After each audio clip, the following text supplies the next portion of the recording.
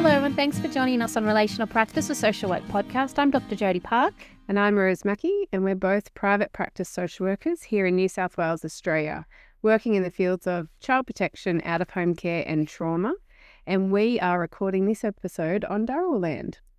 As always, we'd love for you to follow our podcast and connect with us on Facebook, Instagram, and via our new YouTube page. We'll be adding content and videos to the platforms regularly. And as always, please send us any practice stories, questions, comments to relationalpractice01@gmail.com. Today we have, as we said in the last episode, or maybe the episode before, we're a bit out of order. But anyway, as we said recently, today we have a very special guest, Dr. Kenny Kaur. I'm going to introduce you, and I know that you probably will get embarrassed when I talk about you, but I'm going to do it anyway. So Kenny Kaur, I know you added together with me, but really, Kenny Kaur was the lead researcher in the Ambiguous Loss Here practice model. Kenny is a senior lecturer in social work at the University of Wollongong. He has 20 years' experience working with children, young people and their families across various social service settings, including out-of-home care, child protection, community health and mental health. Kenny's PhD examined therapeutic residential care implementation and young people's lived experience. Prior to academia, Kenny worked extensively with young people in out-of-home care who displayed harmful sexual behaviours. Kenny is currently leading a mixed method study on long-term outcomes of young people who displayed harmful sexual behaviour and other research relating to out-of-home care practice service development. Thank you so much for joining us today on our podcast. Thank you for having me. Welcome. We're very excited, Kenny. We've been excited for a long time. Thank you. Excited for a long time because, Kenny, you are like the guru on ambiguous loss. I know that makes you feel really I'm not sure if I can say that, but thank you. But I think that's kind of a common topic that has brought us together to do research on that. But also we've been having this kind of long-term working relationship because of the topic that we're both interested in. Yes. Kenny and I, just for people who don't know, Kenny and I met at the University of Wollongong on your first date. Actually, before my official start. That's right. You just came. Yeah, I just came to one of the team meetings. And that's when you sort of talked to me about ambiguous loss and the research project that you were just about to launch. I know. We bonded straight away. And I think I just pretty much bonded straight away? Or you were like, listen, I'm going to be my bossy selfie and talk to you about my interest in ambiguous loss before you've started and rope you in. No, we bonded straight away. We bonded straight away. I feel like because I already knew that what your research areas were. Yeah. And so I was like, I'm so excited to meet Kenny. Yeah. And to be honest, I was so surprised that you brought up ambiguous loss because to me at that time, I thought that ambiguous loss wasn't something that people know about. I found out about a concept, which I'm going to talk a little bit about. I found out about a concept when I was doing my PhD, and that's one of the key findings in my PhD. And so when you mentioned the term ambiguous, I kind of found like, oh my God, someone speaks my language. And I know, it's been exciting. And since then, we've done some research, we've done a practice model. You'll talk all about it. And we will talk about what is ambiguous loss because there's going to be some people listening who don't know. Yes. And I know I kind of launched without actually explaining that's what we're going to talk about today. We've presented at conferences. Yes. We're presenting at another conference soon. Yes. I know, it's been great. Yes. It's been great, right? And then Rose has come on board and we are really looking at how to embed ambiguous loss into practice. Yes. And I know that you guys have just recently developed some resources as well. So it'll be good to talk about that as well. We will talk about that and we will hope we'll have them available for people as well very soon. We're just working out how that happens now. I'm trying to get them a little bit. Our student just did an amazing job. Yes. But the graphic design part of it that we've just decided yesterday to add to it's going to take a little bit of a minute for two old ladies to get it together. That's true. That's true, but we get there. We do. We do get there. All right, let's talk about ambiguous loss. Do you want to maybe firstly, Kenny, explain what it is? Sure. So ambiguous loss is a theory that developed by Professor Pauline Boss, who is a psychologist and family therapist based in the US. So I'll just start with the definition. Ambiguous loss refers to losses that are uncertain and unclear, with no official or societal recognitions that allow people to grieve, find comfort, and feel validated through mourning rituals. Yeah. Mm. Do you know, I think when you first, like for me, I'll just talk personally, but when I first learned about ambiguous loss, it was like a light bulb went off. Yes. It just makes so much sense, doesn't it? Yeah. When you kind of think about that grief just that never seems to actually ever go. Mm. Mm. And I first learned about ambiguous loss actually in a lecture that I attended. At the time, I was very deep in doing my data analysis for my PhD. And in my PhD, I talked with young people in rescue care about their lived experience. And few of the young people have talked to me about the fact that despite their parents were not present physically, their parents just have remained in their minds vividly. So they talked about not knowing where they are or when they can see their parents. And so psychologically, their parents were still very present, but physically they were absent. And this particular young person, he talked to me about his life prior to coming into care. And he described a situation where he really wanted his mum to wake up because his mum just slept a lot. Probably there were some significant mental health and substance use concerns there. And so he talked about the fact that his mum was physically present, but psychologically absent to him. And so I was just deep in doing my data analysis, and I knew at that time that what the young people were telling me was about grief and loss. But I kind of felt like the traditional concept of grief and loss didn't quite capture what they have told me.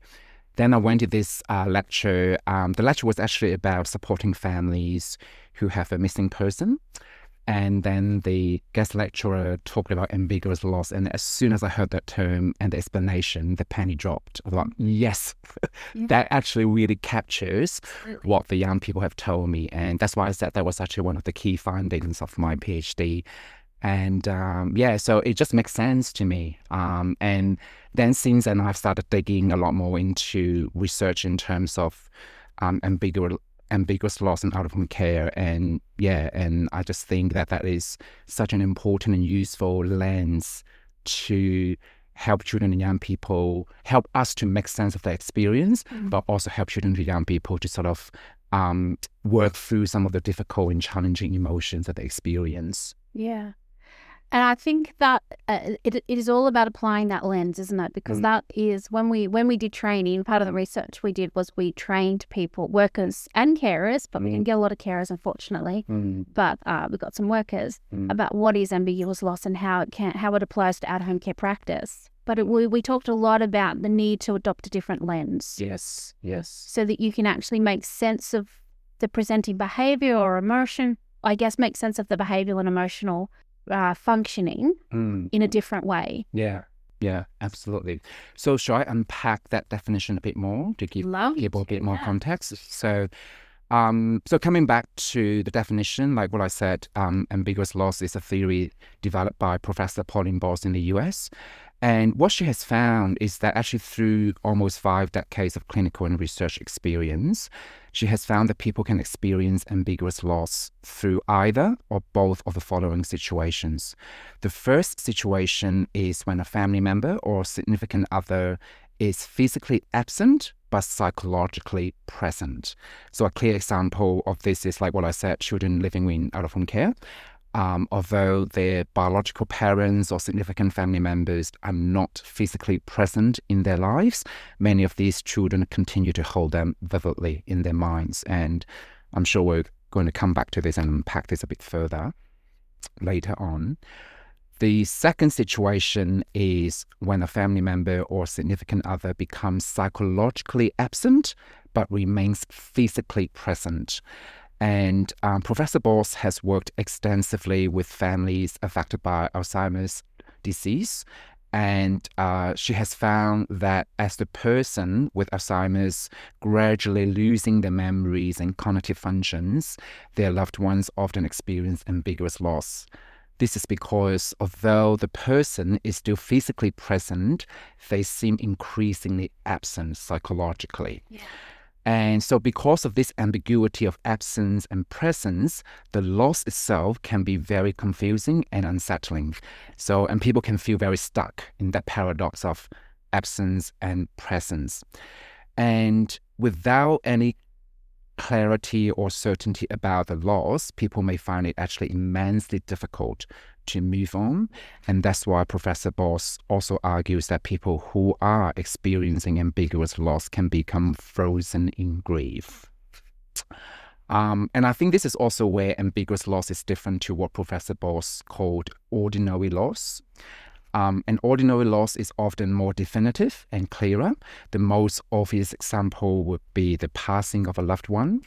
And of course, ordinary losses are also devastating. But I think the key difference between an ordinary loss and an ambiguous loss is that with ordinary loss, across cultures, there are ceremonial rituals to allow the bereaved to grieve, to find support, and to also kind of learn how to build resilience over time towards accepting and living with the loss. But for people experiencing ambiguous loss, they also need to grieve and mourn for the loss and find ways to live with the ambiguity. However, because loss is uncertain and unclear, the grief reactions are often not recognized by others, and therefore people who are experiencing ambiguous loss may not have the support and space to mourn for the loss and make sense of the experience. And this is also why some researchers have argued that ambiguous loss can often result in people experiencing disenfranchised grief. And disenfranchised grief is a term coined by Dr. Kenneth Doka, where he defines disenfranchised grief as hidden sorrow because the loss is not acknowledged and recognized by others. Which, it's so, that disenfranchised grief is so dominant in practice, in social work practice, particularly in the field of child and family welfare. You've got if you think about this from the perspective of a birth parent who's had their child removed, they're mourning that loss of that child, obviously from their family, but it's almost like they can't mourn it because in the eyes of the law and in the eyes of other people, they've done the wrong thing. That's right. Yeah. That's right. Yeah. And I think if you extend it then to particularly grandparent carers, often are mourning the loss of their retirement years or the plans they had for retirement. Yeah. And whilst when I talk to grandparent carers, they say they deeply love their grandchildren, they absolutely wouldn't want anyone else raising them, but they feel like they can't talk about the plans they had, and they also can't, there's no recognition of the loss they've got around their retirement years and have to keep that quiet because people then question, well, don't you want to be a carer? Don't you love your grandchildren? So you can see how it applies in many layers to the families that are affected by the child protection system. Well, across the whole system, really. It kind of applies across the whole system. Because if you think about, and I think about this often when I work with children in out-of-home care, and just the amount of space psychologically that their family or their life before being in care takes up in their brain, it's no wonder they can't do anything else. It's no wonder they become so frozen in their grief that they actually can't emotionally regulate, can't behaviorally regulate, can't actually learn new tasks, can't actually kind of assimilate to this new world because they're still so stuck in the old world. That's right. Yeah. And I think when you think about other children, young people that maybe experience ambiguous loss, so children whose parents might be soldiers or in the armed forces and they go to war, or they leave the country, or whatever the correct term is for that, or they've got a grandparent with dementia or Alzheimer's. I think what's different I've found for children out of home care is that the community around children who have parents who are in the armed forces and are away, or a parent or a carer or a grandparent with Alzheimer's, is that recognition, that grief is talked about. And whilst maybe there's not rituals as well, like there is in ordinary loss, it's talked about, it's not hidden, it doesn't feel like you have to, it's, something that you're ashamed of. And the difference for out-of-home care children and people in the out-of-home care sector is that it's that shame often, or the fact that the people around them, the communities, aren't recognising their grief and it's not talked about. Well, and I guess we all know of care situations where we've talked about this before on the podcast, there's been an expectation that the child will actually be happy to be in care, or what's the word? Grateful. Yeah. Or because they're safe now. Exactly. There's this perception that, there's nothing to be upset about because now the child is in a safer environment. That's right. And that's why grief and loss is often unrecognized. Yeah. Yeah. Yeah, absolutely. Absolutely. Do you want to move on? Yeah. What do you want to talk about? Do you want to talk about Mitchell? Shall we maybe talk a little bit more about the history of the theory, because that would give us some grounding, perhaps? Yeah. So just a bit of history so that, just to give our discussion some more grounding. Ambiguous loss is not a new theory. It has been around for half a century, actually. Back in the 1970s, Professor Boss was working with families of soldiers, like what Rose has mentioned. She was working extensively with families of soldiers who were missing in action in Vietnam. And through that work, she has noticed that many of the families was like what we talked about, frozen in grief, because the loss was very uncertain and unclear. And what she has found is that many of these families couldn't make decisions about how they should just, move on, living their lives. And then combined with her own experience growing up in a migrant family in the United States, where she witnessed her parents, who migrated to the United States from Switzerland, were perpetually struggling with homesick and the grief and loss that homesickness brought to her parents in her childhood. So she became then very curious about losses that have no official or societal recognitions and losses that remain uncertain and ambiguous. And then over the past 5 decades, Professor Boss has continued to research, develop, and write about ambiguous loss. One significant example is in 2001, during the September 11 terrorist attacks in the United States. She applied ambiguous loss to help families make sense and cope with the uncertainty of not knowing the fate of their loved ones. So I think talking about this history of how ambiguous loss has been developed and used as a theory is important, because like what we have just talked about, when you really think about it, ambiguous loss is actually quite pervasive. Even if we think about context outside of out-of-home care, parents may experience ambiguous loss when their young children have become adolescents and they started to move out of their family home and start their own family. Like the empty nest. Like the empty nest, exactly. So, and like for myself, as a migrant in Australia, and I experienced the ambiguous loss because despite the fact that I can still talk to my family and friends in Hong Kong, where I'm from, that sense of uncertainty and unsettling about the loss is still very present. So when you really think about it, ambiguous loss is actually quite pervasive. It is, yeah. Yes. It's a very common experience. Yeah. Yeah, very good point here. And so coming back to out-of-home care, I think it is really in the last, I would say 20 years, that researchers are starting to apply ambiguous loss in understanding children and young people's experience in out-of-home care. And I think the very first academic paper that I could find in relation to out-of-home care and ambiguous loss was written by Robert Lee and Jason Whiting, published in 2007. They interviewed children in foster care and found that ambiguous loss was quite pervasive in their experiences. And since then, there have been not many, but a small handful of research articles that have applied ambiguous loss in out-of-home care. And shall we talk about Mitchell now? Or Yeah. you reckon? Yeah. And so Mitchell is one of the, I would say, key researchers in this field. She's a Canadian researcher, and she has done some really amazing research work talking with foster children, and she has really applied ambiguous loss into understanding children's experience.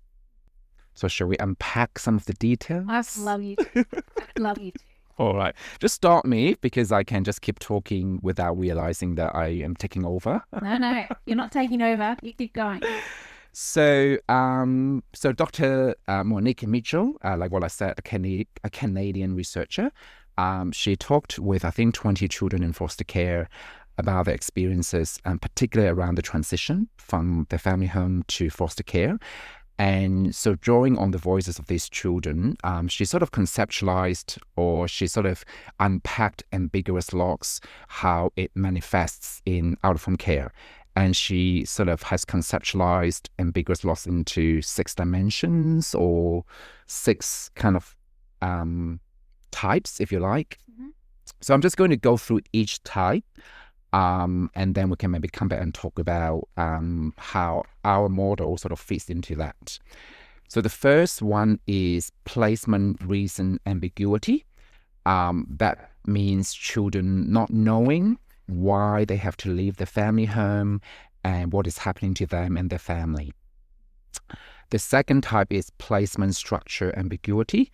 That means children not knowing what exactly is out-of-home care, what exactly is foster, kinship, or rescue care, and how long they have to live there for, and will they have their own bedroom in their new environment, etc. The third type is placement context ambiguity. That means children not knowing what to expect in the new environment. Say, for example, can they have pets? Can they decorate their own space? Can they eat the food in the fridge? What happens when they're in the placement? What they can and they can't do. So it's around the placement context. The next one is temporal ambiguity. That means the children not knowing when they can go home or when they can see their family members. The fifth type is relationship ambiguity. Children not knowing who the people now they're living with, who they are, what they should call these people, and how they should behave around these people. The final type is role ambiguity. That means children feeling unsure about what role now they play in the kinship, foster, rescue care environment. They may be asking themselves, who am I in this new placement, in this new environment, especially when siblings are separated, or for those children who once had a very clear role in the family. Say, for example, if a child used to be playing the big brother role in the family and now being placed in the placement where he is no longer the oldest child, that would create ambiguity for the child because that role of being a big brother now is gone. So leaving the child thinking, who am I now in relation to all these other people that I'm living with? So that would create some role ambiguity for the child. So these are the kind of 6 dimensions and types. And I think the reason why we are mentioning it is because I think these dimensions and types point to where we as practitioners can reduce ambiguity for children and young people, where we can actually provide as much information and certainty as possible. So I think it's helpful to think in that way in terms of where the child or the young person feels ambiguous about. It gives some structure, doesn't it? Yeah, It definitely gives some structure by incorporating those 6 dimensions of ambiguity. Do you remember when we did that training and I couldn't say ambiguity? Yes. Do you remember that? Yes. I mean, that was a good look, wasn't it? No, but it wasn't a common word, I don't think, that we use in practice. And I think there were also a lot of questions about what the word actually means. Or why can't the trainer say it? Yeah. I would have had that question if I was in that audience. Anyway, sadly. I do think, though, you said earlier, Jodie, that it's to help practitioners have a lens, an ambiguous loss lens. And I think the dimensions really, like you said, Kenny, help practitioners have a lens at, the time of removal or placement change, or even introducing respite care. Like, it just guides you as a practitioner to think, this is where I need to actually shine more of a lens of ambiguous loss on this child's, on this child right now, and how as a practitioner can I work in these dimensions. And I think that's why I especially love the dimensions. It's not such a big concept, and I'm thinking, about it and the child's entire life. It's just helps you break down different aspects of a child's case plan, particularly to have the ambiguous loss lens. Yeah, I agree. So helpful. Yeah. And the overarching kind of theme throughout Dr. Monique Mitchell's research is that healing has to take place through relationships. And that's why she talks about building a relational home for children and young people. Because when you think about it, ambiguous loss is actually a loss about relationships, about connections. And that's why healing also takes place through relationships. Yeah. Yeah, and I really like that because for me that makes so much sense. And I think that's, we're very firm on strong believers in reparative care because it's all about using the relationship as an agent for healing. It just makes so much sense. It does. And Stephen Porges, the polyvagal theorist, he talks about trauma being a chronic disruption of relationships. And I think that's another reason why ambiguous loss sits so well. If it sits in an attachment lens, it sits in a therapeutic parenting lens, and it also sits in that polyvagal lens, which are the theories that we, particularly like to work from that point of view. So I think it just helps, again, in like complementing the other theories and bringing a relational lens to the work. That's why relational practice is good. That's true. Very true. All right, should we move on to our research now? Yes. So drum roll. So just building on, these amazing works that Pauline Boss and Monique Mitchell and other researchers have done over the years, Jodie and I and two other colleagues, Belinda Fabrianesi. Sorry, Belinda, if I'm mispronouncing your surname, but amazing Belinda and Rochelle Diaz. So four of us, we did a research study about this topic, and within the study we did 7 focus groups with 30 frontline out-of-home care practitioners, including caseworkers, casework managers, and practice improvement specialists. So we approached this research with an underlying assumption that out-of-home care practitioners, they all work with ambiguous loss every day. They may not be aware that what they are seeing and hearing from children and young people is ambiguous loss. And very often out-of-home care practitioners would be using a trauma-informed lens, which is equally important. But what we aimed to do in the research was to draw on out-of-home care practitioners' insights and their practice experiences to develop a model that can help out-of-home care carers and practitioners to link their practice to an ambiguous loss lens so that they can have additional perspective to understand children's emotional and behavioral presentations. So the central question that we explored in the research was, how can out-of-home care practitioners respond to children's experience of ambiguous loss more adequately? And the result of that research is the HEAR practice model. I just have to spell the word HEAR. Yeah. So shall we unpack what that stands for? Yeah, absolutely. Okay. And I just want to say before you do that, we have published about this, and we'll do a link in our show notes so you can find the model if you're interested in knowing more. Yeah. And before I go and unpack the 4 components, I also want to just emphasize that this practice model does not imply a sequential or linear progression from H to R. In fact, if you look at the model from the published article, you can see that the child is actually placed at the center of the model. What that means is that the child's needs and context should determine which of the 4 components should take priority at any given time. And also just want to emphasize that this model, just like many other models in social work and, in general, the model is not perfect. We are still learning every day as we apply this model in our clinical and research work. And I do think that this model should be used in conjunction with all other lenses and models that listeners are using, listeners are familiar with, like a trauma-sensitive lens or developmental lens. So this just gives people an additional lens to understand children's emotional and behavioral presentations. So what is here? So here actually represents 4 components that we think are important to support children to make sense of their ambiguous loss. H stands for honoring ambiguous loss. That refers to acknowledging and validating the grief children in out-of-home care experience by adopting ambiguous loss as an additional lens to understand and interpret children's feelings and behaviors. And there are 2 sort of really important subcomponents to this. The first one is to use ambiguous loss as a shared language in our practice. And the second subcomponent is that it is important for us to remain curious as to how ambiguous loss may be contributing to children's emotional and behavioral presentations. So that's H. E stands for establishing a care community. That means that we mobilize strengths and resources from all adults who matter to the child.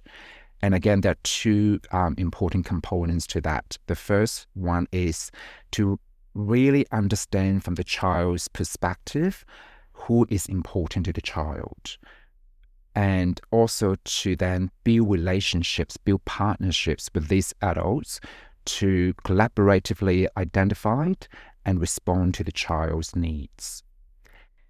I just want to say on that, because I'll forget to say it later, I think the most important part of E, establishing a care community, is around that it's the child's perspective. Yes. It's the child's voice. So who's important to them, not who the adult thinks is important to the child. Yes. And I think it's important to be child-centered in thinking that who the child has defined in terms of what is in the family. Yeah. Yeah. And A stands for attuning to the lack of finality of ambiguous loss. What that means is that ambiguous loss often is ongoing and there may not be any resolutions. So it's important to attuning to that characteristics. And because of that, it's important to understand that responses to ambiguous loss need to occur across time.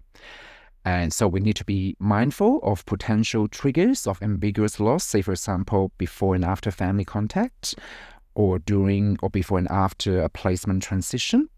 And also then we have to match our responses with the child's developmental needs.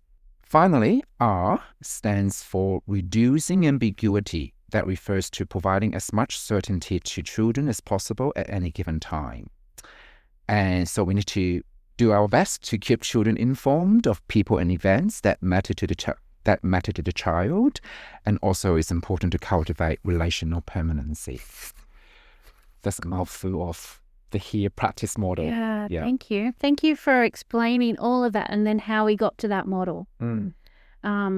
Because I think you can definitely see the link between the Mitchell's work, dimensions of ambiguity, and the model, how we have included those dimensions in the model. And it was so interesting in the research, wasn't it? Because this model is developed straight from the research findings, and it's so interesting that they actually mirrored Mitchell's work as well in terms of what was important to consider. Yeah. I thought that was actually one of the interesting findings that we had, that it's just so consistent. The findings in the literature is just so consistent around what actually needs to happen to apply that ambiguous loss lens, or to work with people who are affected by ambiguous loss in this field. Should we talk a little more about how, from a practice perspective, how we have kind of worked with ambiguous loss or worked with people to reduce ambiguous loss? Yeah? All right. I just have to say, because I'm going to forget it, Kenny, you said lots of important things, but the fact that this isn't linear and it's relationship-based. So, and I'm thinking of practitioners who like to tick a box and move on. This is not a practice where you can do 1 or 2 things through the HERE model at a transition time and you tick your box and you say, I've used my lens of ambiguous loss. Yes. You've mentioned that it's lifelong, and the ambiguity shows up. Oftentimes you can predict when that's going to be, before or after contact, a placement change. A parent does it come to contact and goes missing? Like there are some trigger points you could confidently kind of predict, but there are also others that you can't predict. So just want to stress that it's not I've done it in my case plan this year and I'm ticking my box. And that's the relational aspect of this model as well. It's a lens that needs to be applied throughout that child's journey in out-of-home care, and potentially even through the restoration period if that happens for a child as well, because then there can be ambiguous loss around the foster family and, lapses or relapses if drug and alcohol abuse or mental health is a concern. So it's just we just need to remember this is not a ticker box. No. Yeah. And what that also means is that it's not like a one-off conversation you have with a child and you can say you've done that. And particularly around, coming back to ambiguity, sometimes, children and young people will be saying that they don't understand why they are in care. And the caseworker may say, but I've already talked to the child about it. Yeah. And so that conversation very often needs to be ongoing, right? Because the last time you spoke with the child about the reason, the child might have been 10 years old, and now the child is 13. So they've got much greater capacity to understand, but they also have many more questions. So that conversation and that information giving has to be ongoing. And I think we find that, I'm going to speak for you, Rose, so you tell me if I'm wrong, but when we do life story work, sometimes working with children that have been in care for a very, very long time and have had that conversation about why they're in care. But I'd say 9 times out of 10, you get to that point in the kind of the exploration of their history, of their timeline history, and they have no idea why they're in care. Yeah. And everyone's a bit shocked because they've had that conversation before lots of times. But yeah, they may have had it 3 years ago, or they may have had it, 5 years ago or whatever. Yeah. And it's kind of so interesting that that's a commonality. Yeah. That's why I kind of spoke for you too, because I assumed it was commonality for you as well. No, it absolutely is. And I think the standards of care, at least at a time when I was practicing in a statutory agency, standards of care in New South Wales at least, you had to have a conversation with a child about the reasons they're in care at least annually. But I guess the important difference there is it's not when you're ready to tick a box as a practitioner, it's the ongoing conversation and making sure that you're attuned to the child's questions or concerns or some of the behaviours to know when's the right time to have a conversation, because children are actually humans too. And just because you're giving them information, along your checkbox doesn't mean they're receiving it or it's the right time or it's, I think we've talked in the podcast too about pseudo-immature and pseudo-mature conversations with children, and it really needs to be aimed at their development. If a child is, in very black and white thinking development stage, the way you give a child the information about why they're in care is very different to a child who's, developing that more opaque thinking and can understand nuance or has, is developmentally further along, so that even the level of information you give should be different. But I do think, I can hear practitioners saying, but it's in the standards of care and we do it annually, but it's how you do it and how it's delivered that also are really important to consider. Well, and who gives the information? Do you know what I mean? Yeah. Like if I'm a child and every time I see my caseworker, I start to get this internal stress response, automatically I'm not actually going to be listening. Because I'm going to be driven by actually surviving this conversation on some level. Even though I'm hopefully perfectly safe, still it's what the caseworker represents to me, because it's what they've represented in the past. So are they then the best person to be giving this information? Probably not. It's probably better to find somebody else who the child can actually have this emotion, the child feels emotionally safe and connected with. Yes. And I think throughout therapeutic life story work, one of the processes of that intervention is a book that's, developed at the end, towards the end of the intervention, that comes from the child's work and the child's words, so that they've actually got something physical to hang on to. So, for the very fact that you're talking about, Jodie, and if you think about, polyvagal theory, that suggests that when you're in fight or flight mode, your actual hearing is impacted. So you actually, everything's impacted. but especially your audio it gets reduced and muffled, and you actually cannot take in visual or verbal cues like you would if you were in safe and social mode. So having a book and having an ongoing conversation with the most appropriate person, it sits within the HEAR model to make sure that we are addressing ambiguity for children. Yeah, I agree. And I guess if this, we're kind of, this comes, as Kenny said, from that relational lens, then it always has to be a consideration about, well, how do we then use the relationship to, to repair a disruption if that's what's happened when you're kind of working with this child, or to help to actually center and keep that child safe. How do we use a relationship intentionally in that way? Which is what I really like about this model, because that's one of the key focuses is around using relationship in an intentional way instead of it just being. I'm glad you really like that. No. It's the model you guys developed. Imagine if I said, "Oh, that was pretty crappy." Imagine. Never. Don't quite like the model. Never. Yeah. There was something else I was going to say. Oh, the other thing I was going to talk about is the fear, I think, that some workers have and some carers have, some parents have, about giving children a lot of information about what's happened to them or what their history is. I think, there's this fear, isn't there, that you're going to trigger some trauma, or you're going to re-traumatize them, or you're going to, cause a disruption in some way for that child. And I think absolutely that's a consideration that you need to have. But it's always better to give information than for the child to think that you're withholding things from them. That's right. Yeah. And even at times when you don't have the information, it's important to say that and to make sure that you tell the child that you're going to find that information. Yeah. Find it. And then go and find it. Thank you for pointing out the obvious. That's right. Yeah. I think it's also important to remember that children have lived through whatever it is that they have been removed from or because of. Yeah. And while sometimes children won't have the language for that, they have actually lived through it. Yeah. I mean, Richard Rose has some pearl quotes about that. And I always think about that in terms of the way that he talks about that in his books around,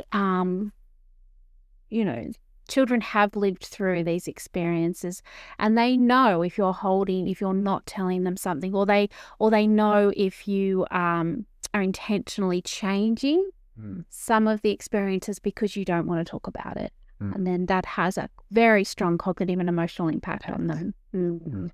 Yeah. I'll just share a quick practice example of that. I did therapeutic life story work with a young girl, and we were up to the part of sharing others' stories. And it was around the time she was brought into care. And in the information I had been given, the information said she was removed from her birth parents and was placed into this placement. And then 6 months later came to the placement where I was actually doing the intervention. So then into a kinship care placement. And when I was sharing that on her timeline, she just stared at me. She stared me down for a good 10 minutes and didn't speak. And I was checking in, is everything all right? But she wasn't speaking to me. So I just stopped and I said, I can see that there is something going on and I'm not quite sure what it is. I see you're not talking to me. I need to know what you need. And she said, why are you lying to me? And I was like, what? And she said, I didn't go to that placement. She had a 2-day placement with a foster carer, a stranger. And she vividly remembered that placement. It was in a caravan, she said. And I was like internally freaking out, thinking that's not in the information. I absolutely did not know about this. But her initial thought was, why are you lying to me? I said to her, this is new information to me. I will absolutely go away and find out about this placement because I did not know this. So I apologized. I asked her, can you tell me what it is that you remember about this placement? She had very negative memories of that placement. So it had sat with her and she'd had no one to talk to her about those experiences. And here she is thinking, we're in, I think, week 12 or 13 of therapeutic intervention. We had a very good relationship. I can talk about this. And I've just not even known it was a key aspect of her story. Yeah, right. Went away, the agency said, nope, she didn't have a placement, didn't happen. She went straight in. That's what the records say. She was in a different agency at the time, but she went into this placement. And I was like, no, someone needs to look a bit harder. It took a while, but we eventually found she did. She had actually a 3-night placement. And there was a caravan on the premises. Yeah. And the children were meant to be in the home, but the care had actually put them in the caravan. Wow. So a key aspect of her life that wasn't provided as part of the intervention, and she but clearly had that response to me, like, why are you lying to me? Yeah, right. What's going on here? So they do know when you're withholding, whether it's intentional or not. Children, young people, they have lived their life. Mm. And I think that that's also important, that her first response to you was, you're lying to me. And I think that is that's a common first response, because it's such a defense mechanism, isn't it? And they've needed to develop strategies to keep themselves safe. Yeah. All right. I think we'll let's talk about how we have used different practice tools, strategies to really kind of and align them to different aspects of the model. Yeah. All right. Rose, could you talk first about, because you just mentioned this off the cuff this morning, and I thought this is so good to share, about how you use those dimensions of ambiguity when you do carer support? Sure, Jodie. Remember you talked about it this morning. You were just kind of talking in passing, but I thought that's actually great. Did I? You did. Okay, I don't even remember that conversation. That's a bit scary. So I've provided carer support to a few carers over the last couple of years, and we've talked before in our podcast about our carer support is a bit therapeutic, and it's actually based on how the carers need to adapt or change their parenting to meet the child's needs, not the child change to meet their needs. Yeah. And I was providing carer support to a household who had 2 children in their care, and there were lots of, I guess, constant behaviours coming from the children in the placement, and the carer was just like floored. She's like, I don't know what's happened, but I'll wake up one day and they're fine, and then half an hour later it's like, something's triggered them and I'm not sure what it is. And so in unpacking that carer, the girls' behaviours and the children's behaviours in the placement, I started to wonder around what could potentially be triggering these children. So they came from a large sibling group, and she gave me a really good clue in one conversation. She said, we go to, not often, but we will go when we have grand shopping days to this place. And every time, she's like, I get so excited. I love this shopping centre, but every time we go there, something happens in the car on the way, and the children become really distressed, and we never make it to the shopping centre, and the whole day is gone. And I've done it 3 times and I don't know what I'm doing wrong. And this was 3 times over like a 12-month period. And so it took me a while, but I was thinking about it, I wonder, but no other car rides, no. And then I said to her the next care support session, which way do you drive to get to this shopping centre? And we pulled up a map, and I'm sure she thought I was crazy. And I said to her, because I'd read the children's history. Jodie and I have talked before about care support. We ask for a lot of information about the children before we do that. And I actually could recall a significant domestic violence incident, or domestic and family violence incidents, that had happened for these children. And I was pretty sure it was around the area she was driving.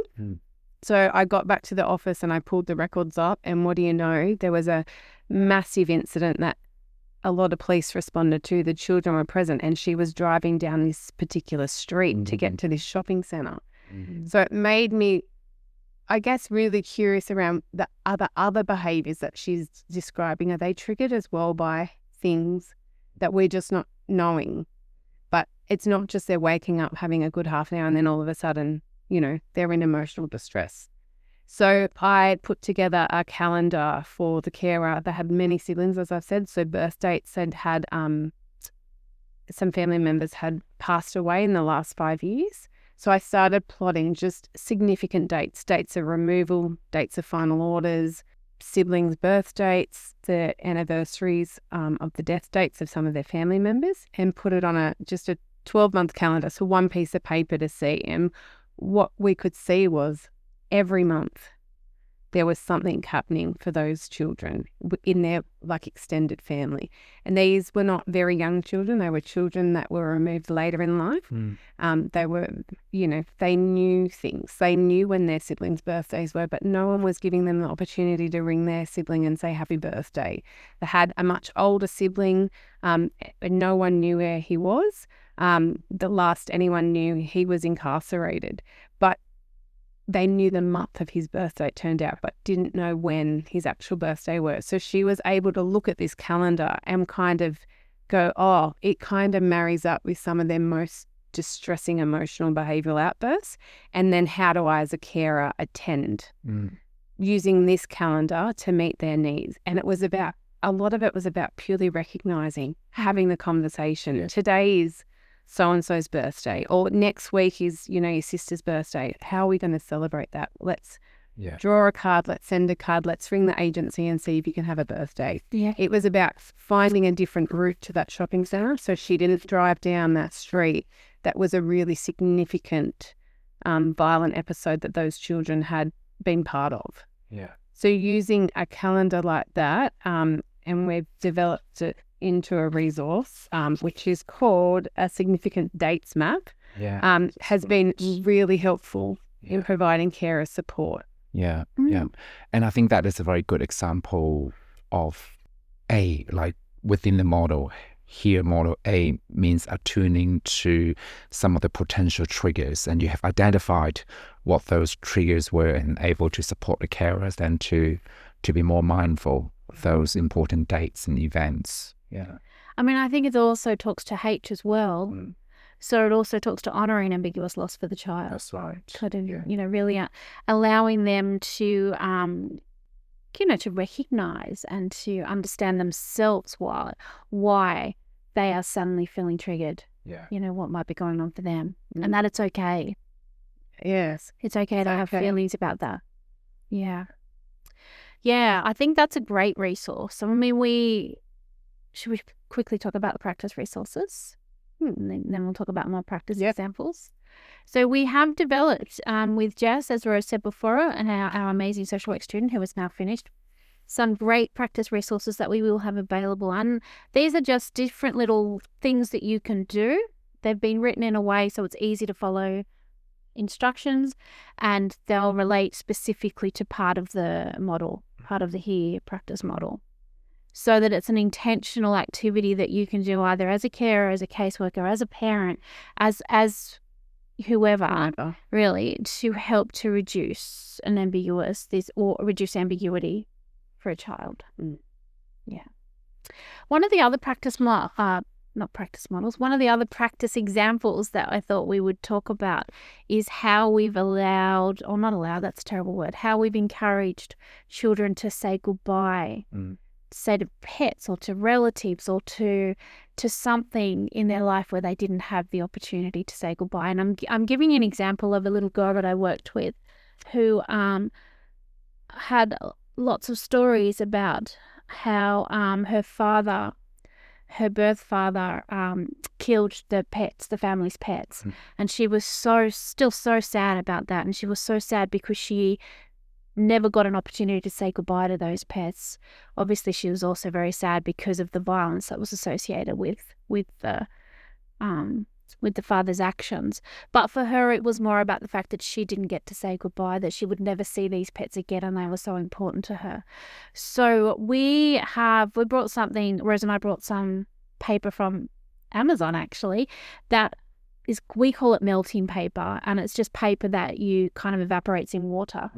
So we have an activity where we kind of do it. You can adapt this activity to suit the situation, but the way that I do it is we kind of get the child to either draw a picture of in this situation it was the pets, and then write a little message, And then we had a little ritual, and this also encourages a ritual, where we said goodbye, allowed her to say goodbye to that pet. We were all kind of together, me, the carer, and her, and then watched the paper kind of evaporate in the water, and then allowed her to actually talk a lot about what that pet meant for her.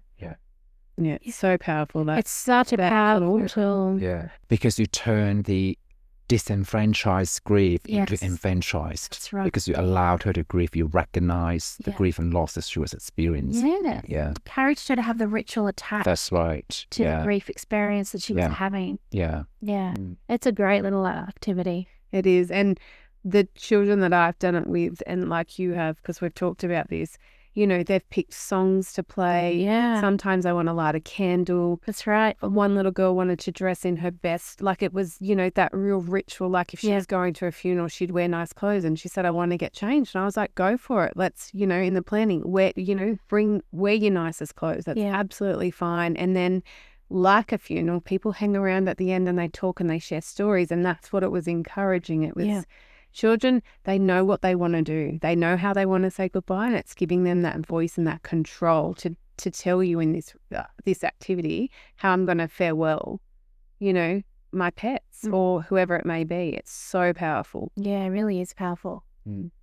One of the I just wanted to also, because I don't know why I was thinking about this when you were talking, Rose, but I was, you know what happens to my One of the other things, powerful, I think really powerful practice tools, particularly when you're working with adults who have had childhood experiences of abuse, is actually doing a timeline activity. So borrowing from techniques from therapeutic life story work, but doing this work with adults via this kind of chronological timeline activity, and allowing them to kind of pinpoint significant events in their own lives, and then allowing them to see the patterns of emotional and behavioral functioning that kind of stem from those experiences. So it really is kind of bringing the here to the now, and allowing this person to see that for themselves, because I think that's how you can then promote change, because it always kind of stems from this place of recognition.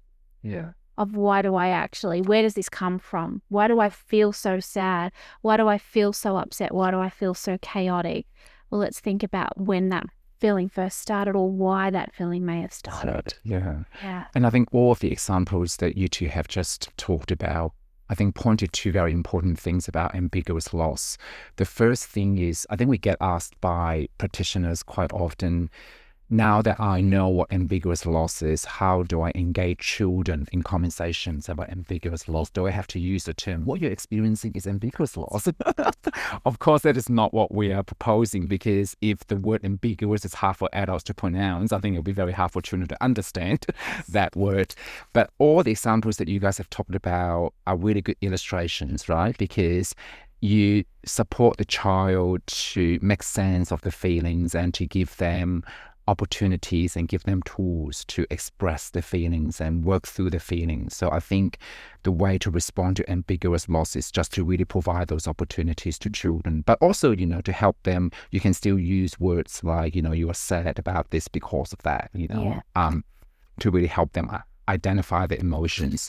And the second thing I think the examples point to was the importance of, and Pauline Boss has talked a lot about it in her writings, which is one of the very important ways to help people deal with the ambiguity is for them to have a coherent sense of what has happened. Yeah, absolutely. So life story work is so fitting in The that timeline sense, stuff. right? The timeline stuff, because I can just see, you know, how have I got to this point, what has happened, and so having that coherent sense, despite the fact that there may be some missing pieces along the way, but having a coherent story is so important to the sense making.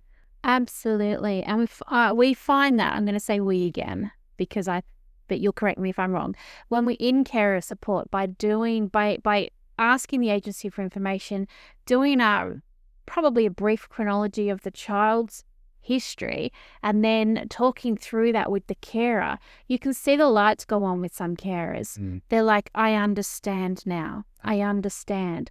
I have much more sense of what they've lived through and the impact of that on them. But it also is a helpful tool to actually help build some empathy for the birth parents' experience as well with the carers, which actually then just builds and promotes that care environment, because you actually, in a perfect world, you would want a child in care to have really strong relationships with birth family and a strong relationship with a foster carer. And hopefully those parties would then also get on.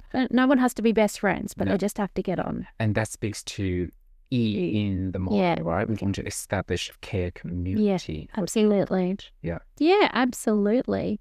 Because it just allows this child to actually be at the centre. That's right. And not have to fight through very divided, chaotic relationships in order to get their own needs met. Or just, avoiding the child having to feel that loyalty conflict. Yeah. Can I call my foster carer mum in front of my biological mother? Those things that children struggle with. If the adults can can all just come together and support the child, that would really help. And if we kind of started this conversation by recognising that ambiguous loss is something that birth parents would feel quite a lot. Yes. And I think if there was work done with birth parents generally to allow them to actually understand what it is they're feeling and why they're feeling that, and that, it is okay to grieve what's happened to you. It is okay to grieve the fact that you've lost the child, you've lost your children, but they're not lost to you in a longer term sense. And so let's see how we can actually make relationships a really strong, enduring, positive relationship by matching kind of your capacity with where the child's currently at. Looks like you would. I'd have a thought, but I'm not going to say it. Say it. No, we would okay. cut that bit out. All right. Now I'm going to know what that thought was. We can cut it out. I was just thinking, because the model's about centering the child, and sometimes it's about reducing the ambiguity for the parent and managing their expectations of what they want isn't necessarily the reality that's going to forthcome, is it? So sometimes, no matter how much work you do with the birth parent, there's been a lot of hurt and the child's not yet ready. But it's about helping the parent then address that through an ambiguous loss lens, because just because they've maybe done the work and they've come to this point where they can recognize it doesn't mean the child's also there. So it's about addressing, I guess, their expectations around that too, because we have to keep the child at the center. I agree completely. That's a very important point. Yeah, very important point. It's like, you say the obvious, right? Don't say it. And I remember probably 20 years ago, Dr. Dean Evelyn, who, we love, she's amazing, her saying to me that sometimes it's not about restoration and is it possible. Sometimes it's about what is the ongoing relationship going to look like and how can you make that the best you can. And that's always kind of stuck with me in terms of, there's going to be some families where restoration is never going to be a possibility, but there is the possibility of having a really nice, enduring relationship for that child. Or even just a relationship. It doesn't even have to be nice. If you think about relational permanence, and one of the things I like about relational permanence is not every relationship has to be strong and not every relationship has to meet the same need. So for some young people, it may be that I can always go to mum's for a feed on a Monday night. Yeah. That might be the extent of their relationship. Yeah. Preserve it then. Make sure it's maintained. It doesn't even have to be the same strength and value or felt niceness of other relationships, but if there's something they can get out of it, can be consistent and predictable, go to the ends of the earth to maintain that and promote it. Yeah. I agree. All right. Other practice examples where we have worked with reducing ambiguity? I really like, and this is again borrowed from the therapeutic life story work tools, creating like a universe for a child. So it's a bit of art therapy too, I guess. So the child draws themselves as either the sun or a planet, and then they create the other planets that are around them. And the bigger the planets and the closer to them, obviously it's just a different way, I guess, of doing it. Not a genogram, but maybe an eco map. So who is it around you? And then who is in the outer like spheres of your universe? And then who are like the meteorites or those little pebbles that are in your universe, but are, they're there, but we're not quite sure where they fit or how they fit, or they might be the ones causing you a bit of pain. Who are the little pebbles floating around, kind of lost in your universe? And then who's not part of the universe because you don't know where they fit, but who is on the side, someone or some people that float around in your head, like kind of the ghosts, your memories, those people that are in your head that you can't put on your planet because you don't know where to put them or you don't know what they are yet. So who are they? So you've got an idea for future sessions around, well, they've identified one or two people that they can't quite make a planet. They're not a meteorite, but they're here. But also then looking at who, that's them telling you who's important to them to create that community, because that's not about family trees. It's not about genograms. It's about them telling you what their universe looks like and who they're placing closest to them and who maybe is causing them a bit of grief. Who's the little pebble floating around? Really like that activity to know about the child's community. But I also like it when you said it's about exploring the ghosts in your head. The kind of pervasive people or thoughts or memories in your head of people. Yeah. That you can't get rid of.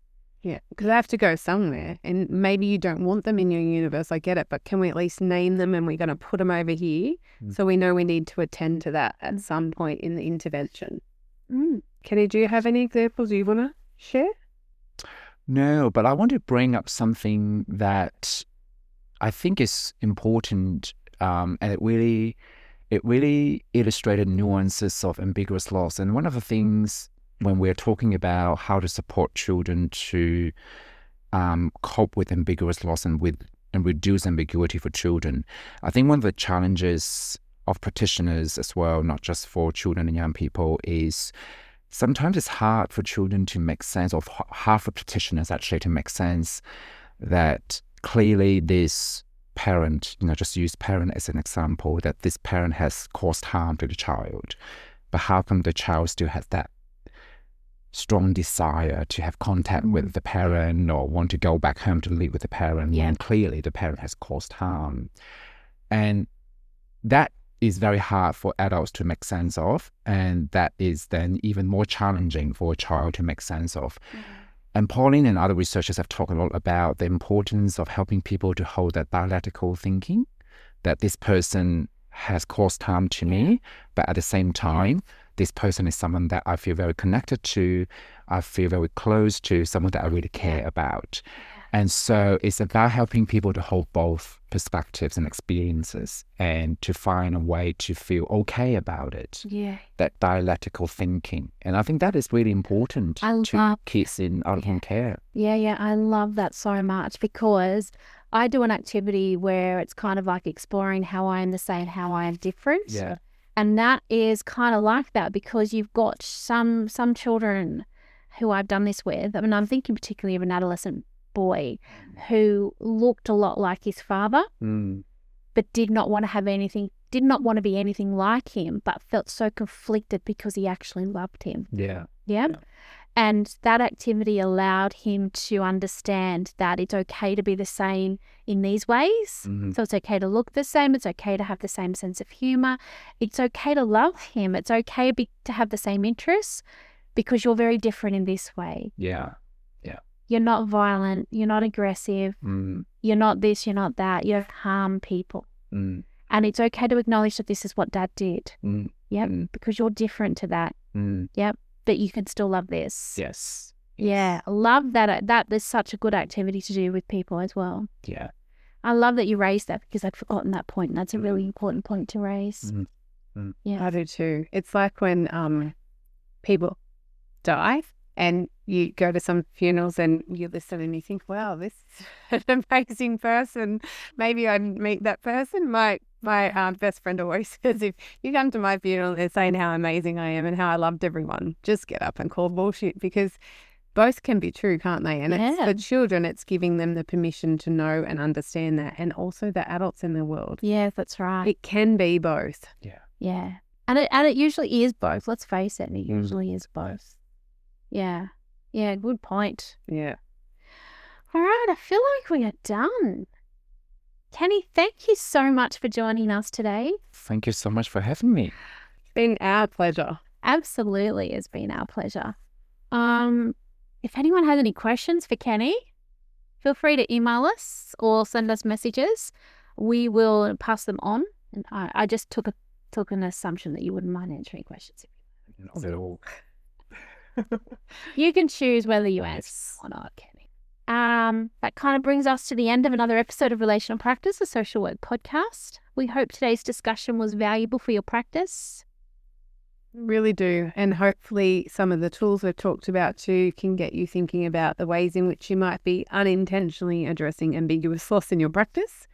And now you have the language and a lens to be more intentional about that. Yeah, look out for we'll talk about them a lot, but look out for our practice tools around ambiguous loss.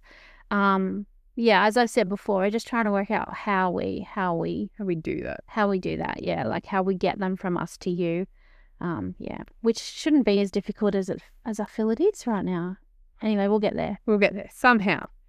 All right. To ensure you're always in the loop, please follow our podcast. Your subscription and social media engagement also helps us build a community and makes these important conversations more accessible to other social workers and practitioners. One other plug, we are doing a Q&A session very soon. So if you have any, I dobbed Kenny in, but if you have any questions for us, feel free to email, send them to us via any of the ways that you can do that via social media. And we will have a session that's just around answering your questions. Wow. I know. It's a bit scary, isn't it? Very. But I'm kind of excited. Rosa's not as excited, but I'm kind of excited about it. I think it will be great. We'll see, won't we? We will. All right. Thanks, guys. Stay safe and remember to always practice relationally. Thank you.